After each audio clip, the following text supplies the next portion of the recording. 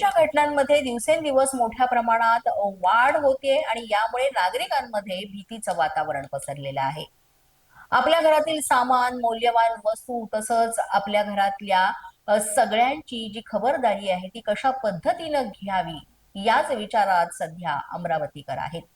आणि म्हणूनच यासाठी त्यांनी एक शक्कल लढवलेली आहे, कारण अमरावतीमध्ये चोरीचं प्रमाण वाढलंय। त्यामुळे आता घराबाहेर रात्री जागून पहारा देण्याची नागरिकांवर वेळ आली आहे। परिसरात भीतीचं वातावरण मोठ्या प्रमाणात निर्माण झालेलं आहे आणि रात्रीच्या वेळेस झोपा सुद्धा उडालेल्या आहेत।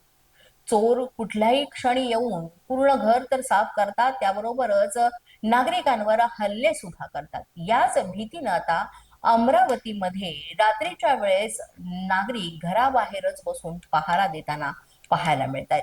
चोरीच्या घटनांमुळे परिसरात भीतीचं वातावरण निर्माण झालेलं आहे आणि यावर लवकरात लवकर कायदेशीर उपाययोजना राबवण्यात याव्यात अशी मागणी सुद्धा केली जाते।